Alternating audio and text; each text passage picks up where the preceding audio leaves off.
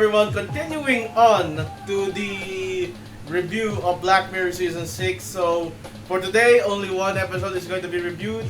And then tomorrow, we will be reviewing Mazy Day and Demon 79. So, yeah. So, I recently finished episode 3, Beyond the Sea. Because this is one heck of a long movie. Or episode that actually equates to a movie na sobrang haba niya. Ayun. So, bago ang lahat, sana po ay i-like nyo po yung video para mapunta tayo sa recommended section ni YouTube and subscribe to the channel, and your subscription to this channel will impact the growth. We are aiming for 5,000 subscribers by the end of July, and so your support is very much appreciated. Now let's get into the review of Beyond the Sea. So Beyond the Sea is starring, is in the perspective ng dalawa na to. Dalawang bida. Yung kalbo ay si Cliff at yung medyo may buhok ay si David or David. And sila ay mga astronauts. This is set in a parallel year 1969.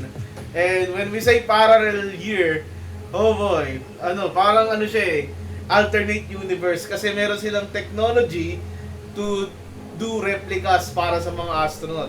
So let me explain. Replicas are like replica, it's like a robot, an android, where you as the astronaut can transfer your conscience from space into that android para makapiling mo yung pamilya mo. Kasi nga diba, in space, no one can hear you scream, ang layo, and then dahil doon maapektuhan yung mentality mo, magkakaroon ka ng depression, and this is one of the solutions na na-propose nung mga scientists dito to create replica, which are androids, where you can transfer your consciousness. So yun. So this starts with David doing the thing with this replica, and Cliff, we're also introducing us to his family, Lana and Henry.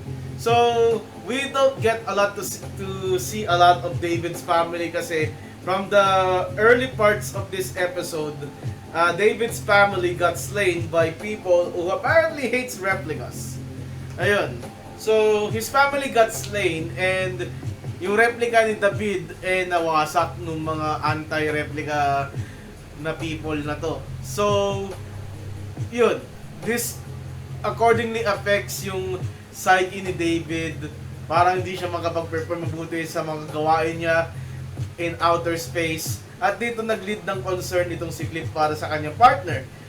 And we know na medyo delikado rin kasi once na maramdaman ni David na depressed siya, it's really tendency to take his own life. And that is being reminded very frequently here in this episode na kailangan two person yung nag-ooperate ng kanilang spaceship as astronauts. So yeah, two persons. So if one dies, the other one goes with them. Or something like that. Yeah, ito yung rule na in-establish. So this two has to coexist. So, with that idea in mind ng kanyang asawa, Cliff uses replica to talk with his wife. Tapos, napagkasundoan nila to allow David to use Cliff's replica. And from here, it was a good Samaritan effort. This gives Cliff time to work while working on the shuttle, time to soothe yung depression na naramdaman ni David. Ayun. So David gets to enjoy the forest, ganun. Pero may mga consequences na nangyari dito, or some unfortunate incidents, kung sabihin natin, or like hindi inaasahan pangyayari. So hindi nila consider yung feelings itong David. So the real David. So the real David, yung kabauhan ni David, pero ang lumitaw when David got to use yung sa buhay ni Cliff. He immersed himself as Cliff so bad na nauwi na sa parang siya, inaisip niya sa sarili niya, siya na si Cliff under that replica. So David, while using Cliff's replica, he was doing some paintings, Pero secretly, paglabas niya, pagbalik niya sa space shuttle, ini-sketch niya yung asawa ni Real Cliff, si Lana, sa kanyang sketchbook na nakahubad. Yeah. He does this out of memory. It's a thing artist has, I think, na kaya na mag-sketch out of memory. And then there's an incident na pinalo ata ni David using Cliff's replica si Henry na anak ng totoong Cliff. And this is something that overstepped the agreement. Ayun. So, yan. Napupunta na minsan uuwi si David under the guise of Cliff. Chinachansingan niya si Lana. And something na ganito. Siyempre, sumbong to si Lana. She said that she doesn't want to see David using the replica anymore. Diba? Una, hindi makapaniwala si Cliff, but then again, when David visited for the last time, tinignan ni Cliff yung cover niya sa space station, and he saw yun nga, yung mga gratuitous nude sketches ni David sa kanyang asawa, which triggered Cliff. So when Cliff eagerly talked to Lana, ayun, yun yung nangyari. So, anong kinalabasan nito? So, Cliff confronted David for the last time. He said he will not use yung replica niya anymore. He was mad, nakita niya yung mga sketches, and David parang yun nga, hindi siya nagpakita, parang yung facial expression niya is gulat lang, pero parang walang remorse or something. Yun yung napansin ko eh. And then come that maraming masasakit sinilita ni Cliff, like Lana is mine, she is mine every night, can't have her, mga ganun. Like he taunted David to do something, and David did actually do something. So David paint a wreckage sa kanilang coolant number 4. Kaya akala ni Cliff ayusin niya yun. So Cliff got locked out of the space station while David took the opportunity to use Cliff's replica for one last ride. And when Cliff got in, David is back from the space station, and then Cliff asked David, what did he do?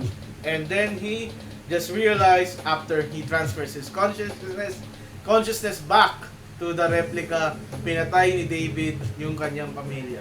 Realizing these two astronauts have now, wala na silang pamilya na babalikan pa sa Earth.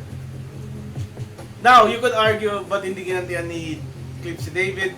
Remember, it takes two to tango, and then, ayun, yun yung, di sila pwede magpatayan, kasi once one is down, the other one goes down with them. So they have to do this 6-year expedition coexisting with that sin, with the blood of Cliff's family in David's hand. Personally, itong episode na to napakatagal. I think it's all due to the fact na kailangan natin i-invest yung feelings natin to sympathize with David, kaya ganun yung length. And at the same time to hate David once he did that gruesome thing, that crime he did at the end. Ito yung yung technology niya, papahiramin mo ba yung ganito yung gamit mo? Do you really trust that person, di ba? And parang at some point parang patutsada na rin ng Netflix to sa password sharing, kasi think of it that the key to control the replica is like a password, and your Netflix account is the replica ni Cliff. Kaya ayun. So yeah, ang ko lang talaga is the length, pero I get it. It's to establish sympathy, and then into build up that we should hate David later on. I get it, but all this episode drag too much. But I'm ranking it like number, I don't know, I still haven't seen Demon 79. Nakatapos ko lang ng Mazy Day kanina. And yes, this is my review and recap nung Beyond the Sea. I'm not sure why Beyond the Sea yung title when they're in space. Let me know in the comment section why. And that's it all. Tomorrow, Mazy Days and Demon 79 are gonna be reviewed on my channel. Tapos mamaya pala is Fridays with Viva Max with Hugot starring Azzy Acosta. Thank you keep safe, peace.